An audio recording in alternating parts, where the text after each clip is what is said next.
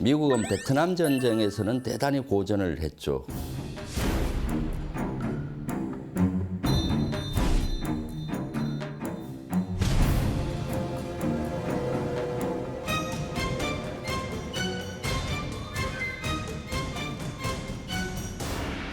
그렇지만은 걸프전에서는 압승을 했습니다.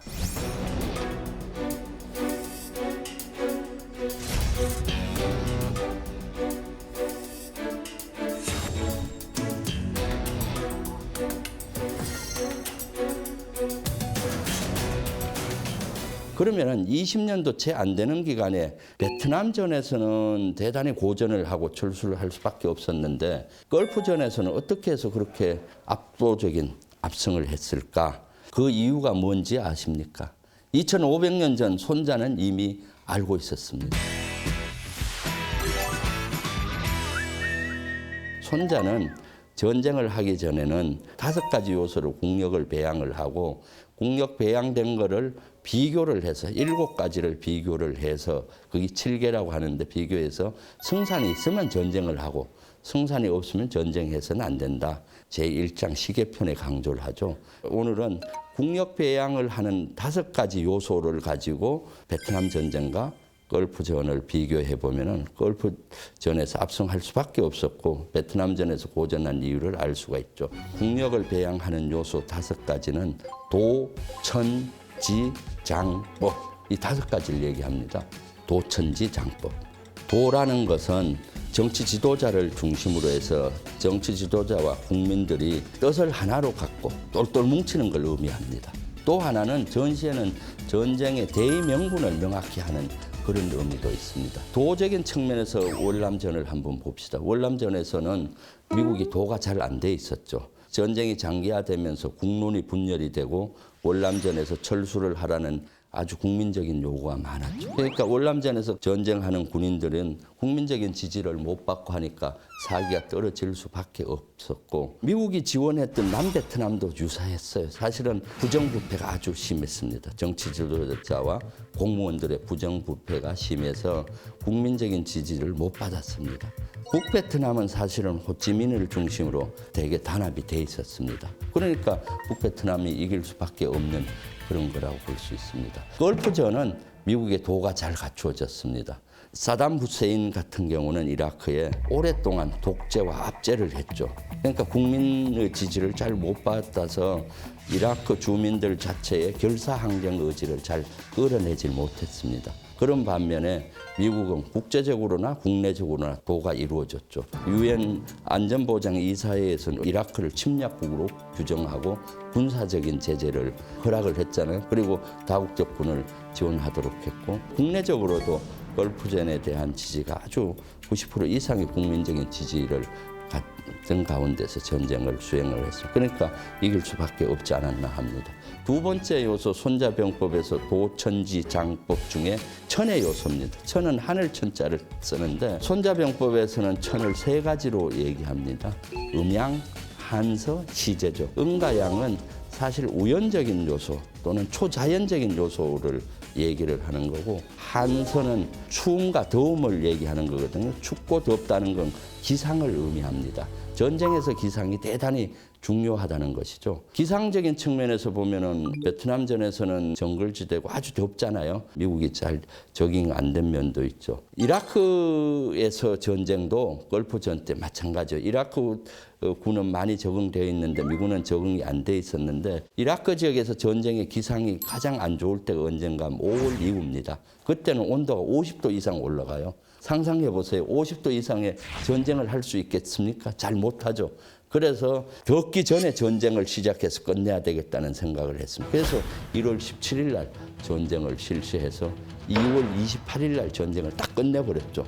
그래서 기상도 불리하지만은 유리한 기상을 선택을 함으로써 걸프전에서 성공할 수 있는 요인이 됐죠. 세 번째 시제는 시기와 때가 중요하다는 거죠. 그게 전쟁할 시기냐 아니냐 이런 때가 중요하다. 베트남전에서는 시기가 잘 적절한 시기가 아닐 수가 있었습니다. 그때만 해도 공산진영하고 자유진영이 팽팽하게 경쟁하던 시기잖아요. 북베트남과 전쟁을 하면 당연히 북베트남 뒤에는 중국이 또 소련이 지원하는 체계가 돼 있었고, 그리고 자유진영조차도 미국은 사실은 전 자유진영의 지지를 못 받았죠. 이쪽 아시아 지역은 다 지지를 했지만은 유럽에서는 지지는 했지만 별로 관심을 못 가져주는 상황이기 때문에 전쟁을 했을 때 그렇게 유리하다고 볼 수 없었죠. 걸프전일 때는 사실은 시기적으로도 아주 미국에겐 유리했죠. 왜냐하면 그때가 소련이 막 붕괴가 되기 시작한 때고 동유럽의 공산주의 국가가 많이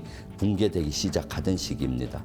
그러니까 공산주의와 자유진영이 팽팽하게 이렇게 경쟁할 때는 어떤 공산주의 국가 전쟁하면 세계 한 반 이상의 공산주의가 지원을 했는데 거기에 이제 지원을 더 이상 하지 못하는 메커니즘이니까 미국이 함으로써 거의 세계 많은 나라가 지원을 하는 구조로 돼 있었죠. 그래서 천의 요소도 사실은 기상이나 시기적인 거를 걸프전과 베트남전은 확연히 차이가 있었던 것이죠. 세 번째 도천지 장법의 지 있잖아요. 그건 땅지자입니다. 땅지. 쉽게 얘기하면 전쟁 지역을 얘기하는 거죠. 그래서 손자병법에서 네 가지를 얘기해요. 원근, 허미, 강력, 사생. 네 가지를 고려해야 된다라고 나와 있죠. 원근은 전쟁터가 뭐냐 가까우냐. 자기 본토로부터 뭐느냐 가까우냐를 얘기하는 거죠. 전쟁터만 멀면 어떻겠어요? 수송하는데 많은 자원이 들고 돈이 많이 들겠죠.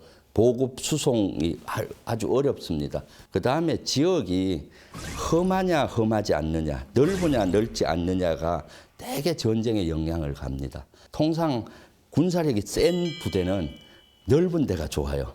그런데 내가 불리하다 하면 어떻게 했어요? 험한데 좁은 데 들어가야 유리하죠. 지형의 이점을 살리니까.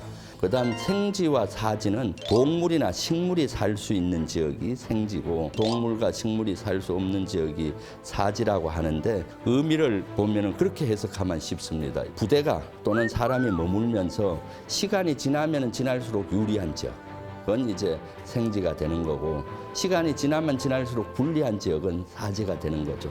이런 것들을 전쟁에 고려를 해야 된다는 것인데 월남전에서는 정글지대잖아요. 정글지대에서는 미국의 압도적인 그 군사력이 투사가 잘 안 됩니다. 미국은 기계화 부대가 많았는데 전차나 장갑차, 야포가 밀림 지역을 갈 수가 없잖아요.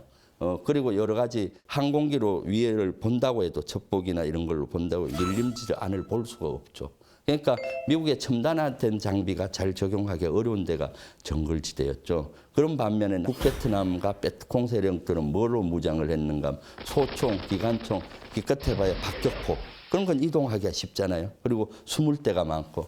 그래서 지형적인 면도 북베트남과 베트콩이 훨씬 더 유리했고 미군은 상당히 어려움을 겪었죠.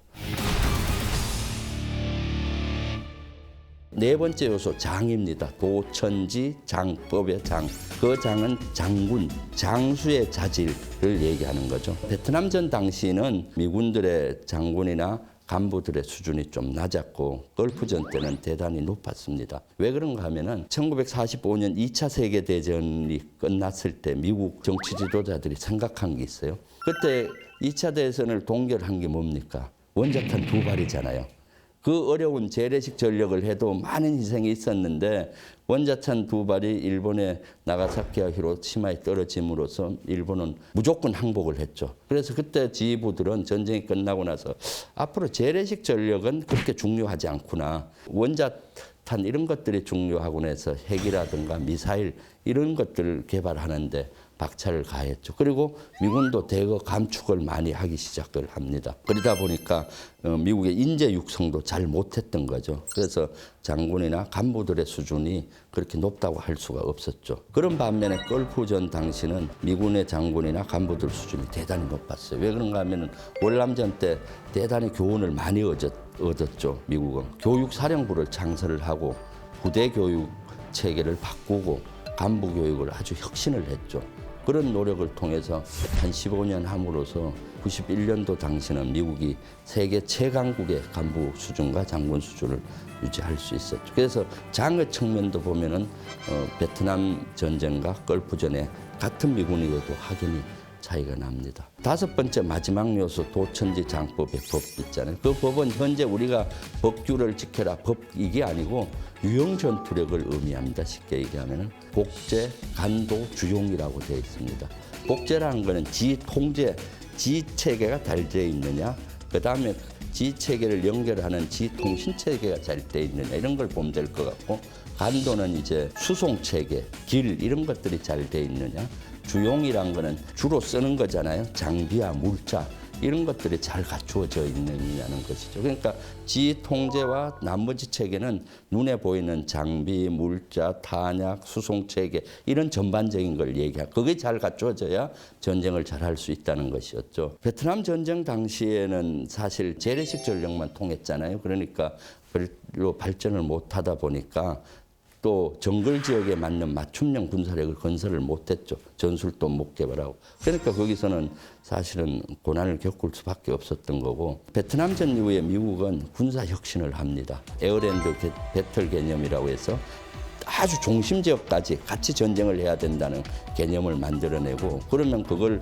할 수 있는 무기 체계를 개발하거든요. 중심 깊게 볼 수 있는 첩복이라든가 제이스타를 만들고, 또 300km, 또 수십 킬로, 수백 킬로를 갈 수 있는 미사일을 만들어내고, 또 레이더망에 잡히지 않는 스텔스기를 만들고, 그런 것들의 노력의 결과로 걸프전 당시는 유형 전투력이 세계 최강 수준을 유지했고, 이라크와는 비교가 되지 않을 정도로 다른 세대 무기 체계를 이미 가졌던 거죠. 그래서 초전에는 재래식 전력면에서 대수나 이런 건 비슷해서 보전을 할 것으로 예상했는데 무기체가 틀려버리니까 걸프전에서는 압도적인 승리를 할 수 있었던 거예요. 그래서 손자는 이미 2500년 전에 전쟁의 원리, 도천지 장법 갖고도 이미 예측 가능하게 했던 거죠, 원리를. 손자병법 같은 이런 공부를 한 사람이 있었던 거였어요. 미군들은 손자병법이 필독서로 되어 있습니다.